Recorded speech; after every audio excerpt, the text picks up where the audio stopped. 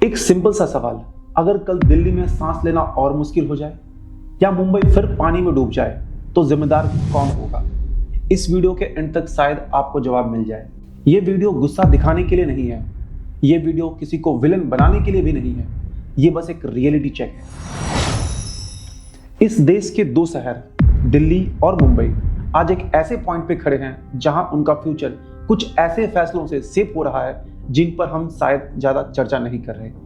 एक तरफ दिल्ली की हवा, दूसरी तरफ मुंबई को बचाने वाले नेचुरल दीवारें, और दोनों जगह एक ही चीज कॉमन है, अरावली हिल्स और मुंबई के मैनग्रोव्स। आज हम बात करेंगे अरावली और माइनिंग के बीच कॉन्फ्लिक्ट की, मुंबई के मैनग्रोव्स और कोस्टल रोड की, और उस लाइन की जहां डेवलपमेंट और डैमेज के बीच का फर्क कुछ धुंधला हो जाता है। अगर आप दिल्ली या मुंबई से हैं या बस ये समझना चाहते हैं कि इंडियन सिटीज का फ्यूचर कैसे डिसाइड होता है, तो थोड़ा रुकिए, क्योंकि ये सिर्फ इंफ्रास्ट्रक्चर की कहानी नहीं है, ये शहरों की सर्वाइव करने की कहानी है। इस कहानी की शुरुआत होती है अरावली से। अरावली दुनिया का सबसे पुराना माउंटेन सिस्टम में से एक है, लगभग 2 बिलियन ईयर्स पुराना, गुजरात से राजस्थान हरियाणा होते हुए दिल्ली तक।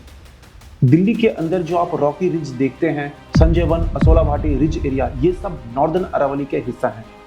अगर सिंपल लैंग्वेज में समझे तो अरावली थार डेजर्ट से आने वाली धूल को तोड़ता है, बारिश के पानी को जमीन के अंदर भेजता है और दिल्ली के लिए नेचुरल एयर कंडीशनर की तरह काम करता है। सेंट्रल ग्राउंड वाटर बोर्ड के हिसाब से दिल्ली एनसीआर के ग्राउंड वाटर का रिचार्ज 20 से 30% हिस्सा अरावली से जुड़ा है।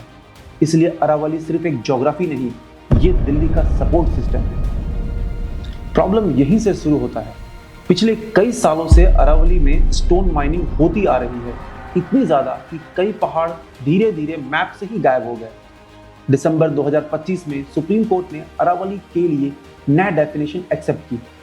सिर्फ वही पहाड़ प्रोटेक्टेड माने जाएंगे जो अपने आसपास की जमीन से कम 100 मीटर ऊपर हो। सुनने में टेक्निकल लगता है, लेकिन इम्पैक्ट बहुत रियल है। एक्सपर्ट्स कह रहे हैं हजारों अरावली फीचर्स में सिर्फ 8 से 10% ही इस डेफिनेशन में फिट आते हैं। बाकी लो रिज और रॉकी एरियाज जो इकोलॉजिकल के लिए उतने ही इंपॉर्टेंट है, उनकी प्रोटेक्शन कमजोर हो सकती है। मतलब माइनिंग और कंस्ट्रक्शन के लिए ज्यादा जगह खुल सकता है। कोर्ट के फैसले पेपर पर खत्म नहीं होते, उनका असर सीधे सीधे ग्राउंड पे भी दिखता है। दिल्ली पहले से ही 3 प्रॉब्लम से जूझ रहा है। पहला टॉक्सिक एयर, दूसरा गिरता हुआ ग्राउंड वाटर लेवल, और तीसरा बढ़ती हीट वेव। अगर अरावली कमजोर हुआ तो क्या होगा? नंबर 1, डस्ट बैरियर टूट जाएंगे। मतलब थार डेजर्ट से जो रेतीले तूफान उठते हैं, उन्हें अरावली ब्लॉक करता है। अगर अरावली नहीं रहेगा तो थार डेजर्ट का विस्तार हो सकता है। नंबर 2, ग्राउंड वाटर रिचार्ज गिरेगा। मतलब जितने भी अरावली एक्सपैंड हो रखा है, वहां पे वो वाटर को कलेक्ट करके ग्राउंड वाटर को रिचार्ज करता है। अगर वही नहीं रहेगा तो ग्राउंड वाटर रिचार्ज होने का सोर्स भी घट जाएगा। नंबर 3, ग्रीन कवर घटने से अर्बन हीट आइलैंड इफेक्ट बढ़ेगा। मतलब कंक्रीट ज़्यादा गर्मी ज़्यादा समय तक पकड़ के रखेगी। मतलब दिल्ली रात तक ठंडा नहीं हो पाएगा। रात में भी दिल्ली का टेम्परेचर तकरीबन दिन जैसा ही बना रहेगा। रात में भी टेम्परेचर डाउन नहीं हो पाएगा। सीधी बात है, अरावली कमजोर मतलब दिल्ली ज़्यादा महंगा, ज़्यादा गर्मी और ज़्यादा अनहेल्दी। अब ये सोचना आसान होता कि ये सिर्फ दिल्ली की प्रॉब्लम है, लेकिन नहीं। अब चलते हैं मुंबई। दिसंबर 2025 में बॉम्बे हाई कोर्ट ने वर्सोवा बंदर कोस्टल रोड प्रोजेक्ट के लिए 45,000 से ज़्यादा मैनग्रोव्स हटाने की परमिशन दी। अथॉरिटीज़ का कहना है ट्रैफिक कम होगा, कनेक्टिविटी बेटर होगी, डेवलपमेंट ज़रूरी है। कोर्ट ने इस प्रोजेक्ट को कंडीशंस के साथ अलाउ किया है।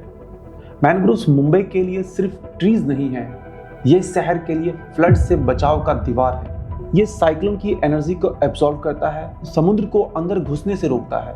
कई साइक्लोन्स के टाइम पे मैनग्रोव्स ने रियल डैमेज को बहुत हद तक कम किया है। इकोनॉमिक्स भी समझिए, मैनग्रोव्स हर साल 9.5 लाख पर हेक्टेयर से ज्यादा वैल्यूएशन क्रिएट करता है। नेचर बिना बिल भेजे प्रोटेक्शन देता है, पर जब हम उसे हटा देते हैं तो नुकसान का बिल पूरे शहर को चुकाना पड़ता है। अब चलिए समझते हैं इसकी इकोनॉमी पे क्या इम्पैक्ट पड़ता है। शॉर्ट टर्म में पिक्चर क्लियर लगती है, जॉब मिलते हैं, प्रोजेक्ट्स चलते हैं, ग्रोथ नंबर दिखता है, लेकिन लॉन्ग टर्म में पिक्चर एकदम उल्टा है। चलिए दिल्ली का एग्जांपल लेते हैं। दिल्ली पॉल्यूशन इंक्रीज होने से हेल्थ केयर महंगा होगा। पानी की कमी को आप टैंकर इकोनॉमी से रिलेट करके देखिए, गर्मी को प्रोडक्टिविटी लॉस से लेके देखिए। मुंबई मैनग्रोव्स कम होंगे तो फ्लड ज़्यादा आएगा, फ्लड ज़्यादा आएगा तो बिजनेसेस हैम्पर होंगे, इंफ्रास्ट्रक्चर डैमेज होगा। हर मेजर फ्लड के बाद मुंबई को हजारों करोड़ का नुकसान होता है। सच ये है, शॉर्ट टर्म में प्रॉफिट फाइल में होता है, लॉन्ग टर्म में लॉस शहर को उठाना पड़ता है। दिल्ली हो या मुंबई, पैटर्न सेम दिखता है। नेचुरल सिस्टम को नेगोशिएबल बना दिया जाता है और बाद में कहा जाता है सेफगार्ड होंगे, लेकिन जब नेचुरल डिफेंस ही कमजोर हो जाएगा तो सिर्फ कंसर्न शहर को नहीं बचा सकता। ये वीडियो किसी प्रोजेक्ट के खिलाफ नहीं है, ये एक सवाल है। अरावली और मैंग्रोव्स हमें हवा देते हैं, पानी देते हैं और प्रोटेक्शन भी देते हैं, बिल्कुल फ्री।